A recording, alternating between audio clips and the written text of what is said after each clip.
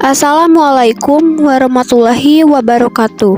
Saya Ivana Benggenis dan saya juga yang akan menjadi pembuka dalam tugas penelitian ini.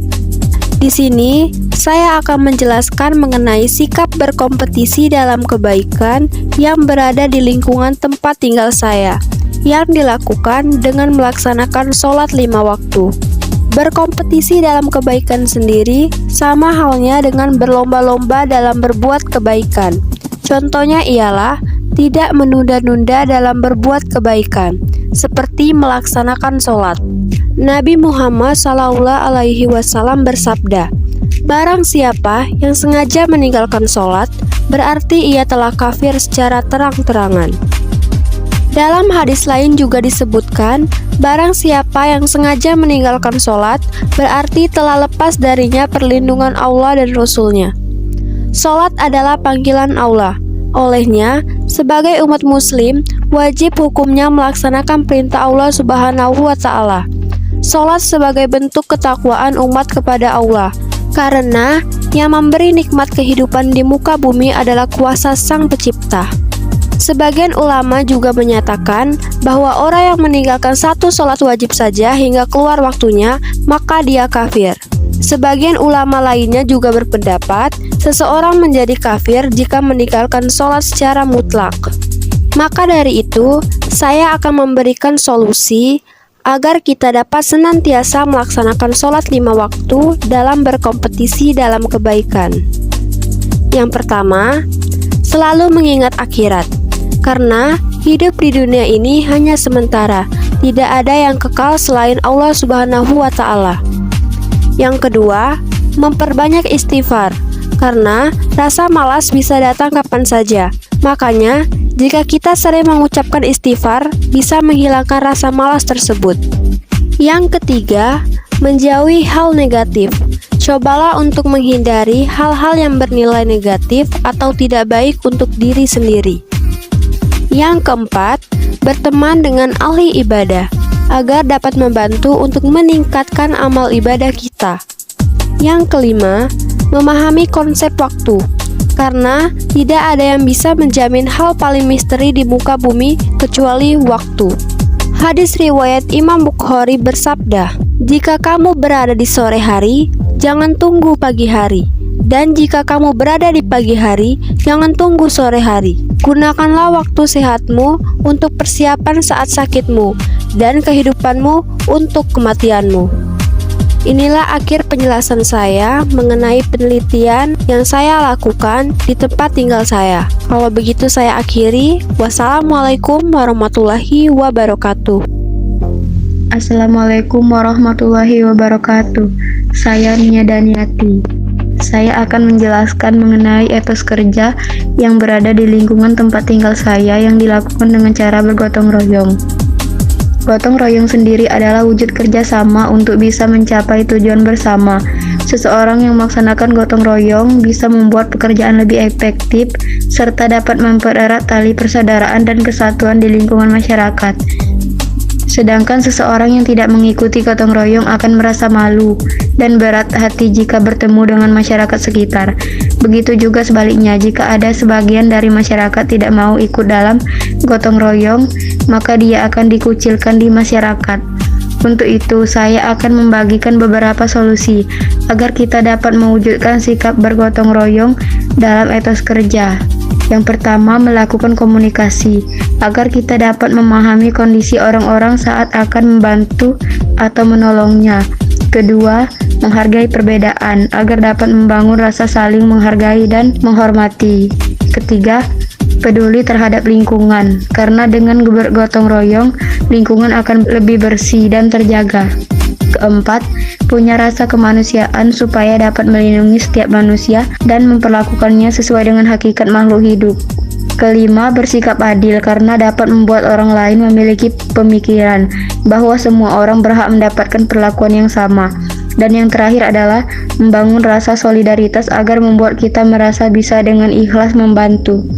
Inilah yang dapat saya jelaskan serta sampaikan mengenai pentingnya memiliki sikap etos kerja dalam bergotong royong. Kalau begitu saya akhiri. Wassalamualaikum warahmatullahi wabarakatuh. Assalamualaikum warahmatullahi wabarakatuh. Perkenalkan, saya Aisyah Lestari. Saya akan menjelaskan mengenai berkompetisi dalam kebaikan yang berada di lingkungan tempat tinggal saya, yaitu berlomba untuk berakhlak mulia. Akhlak mulia adalah berbuat baik kepada orang lain, menghindari sesuatu yang menyakitinya, dan menahan diri ketika disakiti. Selain memberikan dampak positif dalam kehidupan manusia, akhlak mulia juga merupakan salah satu perintah dalam ajaran agama Islam. Oleh karena itu, orang yang berakhlak mulia dapat mendapat pahala yang akan menjadi bekal untuk hidup bahagia di akhirat kelak.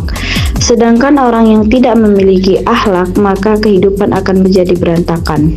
Manusia sudah tidak lagi merasa peduli tentang halal atau haram, benar atau salah, baik atau buruk. Untuk itu, saya akan memberikan beberapa solusi agar kita dapat berakhlak mulia dalam berkompetisi dalam kebaikan.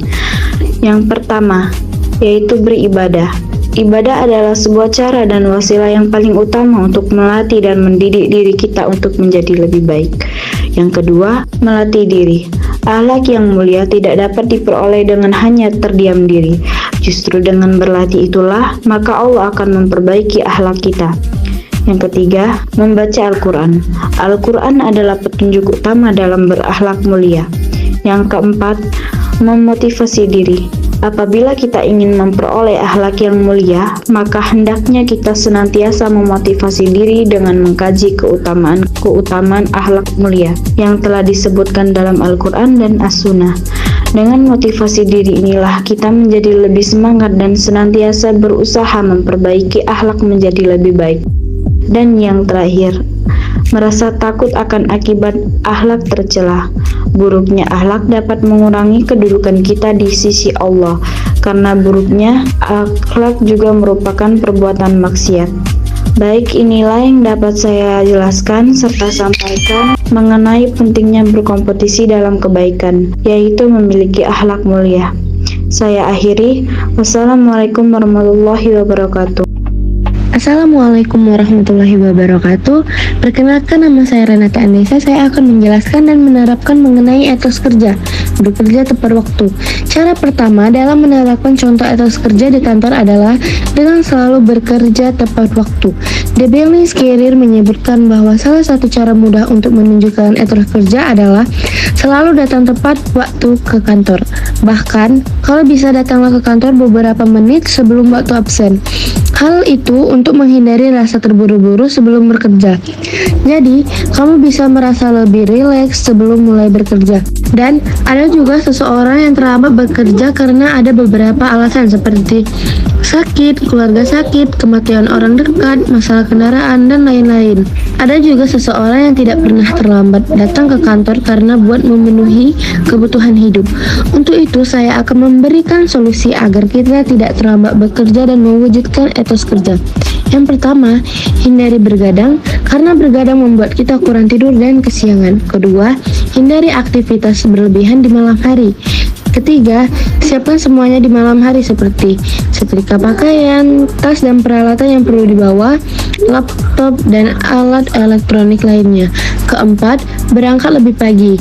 Penyebab keterlambatan adalah pengaruh eksternal atau hal-hal yang tidak bisa kita atur, seperti macet, hujan, juga kondisi kendaraan dan lainnya. Untuk kondisi tersebut, tertentu seperti macet bisa diakali dengan berangkat lebih pagi, sehingga tetap bisa datang tepat waktu. Kelima, pindah ke lokasi kerja yang lebih dekat. Inilah yang bisa saya jelaskan dan cara menerapkan penting bekerja tepat waktu dalam etos kerja. Saya akhiri. Wassalamualaikum warahmatullahi wabarakatuh. Assalamualaikum warahmatullahi wabarakatuh. Perkenalkan, saya Fimas Daverma yang akan menjelaskan tentang etos kerja tidak menunda tugas yang diberikan. Kita bisa menunjukkan etos kerja yang tinggi saat berada di lingkungan masyarakat dengan langsung mengerjakan tugas apabila diperintah. Misalnya saja, ketua RT memintamu untuk membuat undangan rapat. Prioritaskan tugas tersebut lebih dahulu sebelum mengerjakan tugas yang lain. Masalah yang sering kali dihadapi saat ini adalah rendahnya etos kerja seseorang jika sudah berkaitan dengan masalah yang ada di masyarakat. Banyak juga seseorang yang menunda tugas yang diberikan karena adanya banyak alasan seperti lupa, tidak ada waktu, dan lain-lain. Dan ada juga seseorang yang tidak pernah menunda tugasnya dikarenakan dia memprioritaskan tugasnya. Untuk itu, saya akan memberikan solusi untuk tidak menunda tugas yang diberikan agar bisa mewujudkan etos kerja. Pertama, ciptakan suasana kerja yang nyaman. Kenyamanan saat mengerjakan suatu tugas dapat membuat pikiran lebih jernih dan terbuka. Kedua, tetapkan tujuan dan tenggat waktu yang spesifik. Ketika kita memiliki tujuan, rencana, dan waktu yang spesifik, kita akan dapat lebih mudah untuk termotivasi dan fokus. 3. Carilah partner dan sahabat sebagai support system. Memiliki support system, baik pasangan atau sahabat, dapat membantu kita untuk tetap termotivasi. Kita juga dapat bergabung dengan kelompok belajar yang dapat memberikan kesempatan untuk mengekspresikan minat dan bakat yang kita miliki. Dengan membentuk suasana yang suportif, maka kita akan lebih produktif dalam mencapai segala target.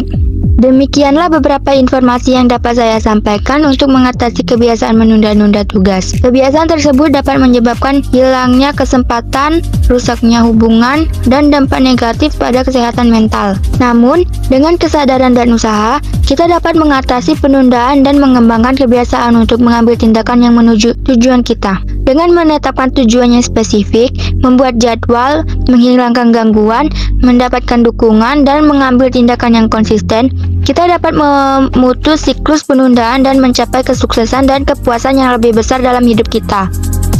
Ingat, tidak ada kata terlambat untuk memulai mengambil tindakan untuk mencapai tujuan. Dan setiap langkah kecil sangat berarti untuk menciptakan masa depan yang lebih baik bagi diri kita sendiri. Demikian dari saya. Terima kasih. Wassalamualaikum warahmatullahi wabarakatuh. Assalamualaikum warahmatullahi wabarakatuh. Saya Audi Dania. Saya menjelaskan mengenai etos kerja, yaitu mempertahankan tanggung jawab dalam kerja. Kamu tidak punya pilihan selain menangani pekerjaan sendiri, maka bertanggung jawablah atas semua yang kamu kerjakan. Jika memang membutuhkan bantuan, segera minta bantuan kepada rekan maupun atasan dan diskusikan hal tersebut dengan baik. Identifikasi apa yang perlu kamu ubah dalam hidup untuk mengembangkan tanggung jawab lebih baik dari sebelumnya. Itulah beberapa cara yang bisa dilakukan karyawan untuk meningkatkan etos kerja secara mandiri dalam pekerjaan sehari-hari. Karyawan yang selalu berusaha mengembangkan kinerja umumnya akan selalu maju dengan membuka diri terhadap kritik dan saran. Semua hal termasuk kemampuan dalam bekerja bisa ditingkatkan secara bertahap. Bila menunjukkan etos kerja yang tinggi, maka bukan tidak mungkin kamu akan mendapat promosi kerja atau tingkat karir lainnya. Karena itu, tanggung jawab adalah sikap yang sangat penting dan harus dimiliki oleh setiap manusia melalui perilaku sikap tanggung jawab seseorang. Sikap tanggung jawab dalam bekerja adalah bagian dari kinerja institusi. Tanggung jawab merupakan sikap yang ditunjukkan oleh seseorang pegawai terhadap apa yang telah ditugaskan kepadanya. Bahwa tanggung jawab atas apa yang dilimpahkan pimpinan akan menjamin kepercayaan pimpinan dan menjaga kenyamanan kerja serta produktivitas kerja. Tanggung jawab adalah bentuk komitmen individu dalam setiap aktivitasnya. Inilah yang dapat saya jelaskan serta sampaikan mengenai pentingnya etos kerja, yaitu mempertahankan tanggung jawab dalam bekerja. Kalau begitu, saya akhiri. Wassalamualaikum warahmatullahi wabarakatuh.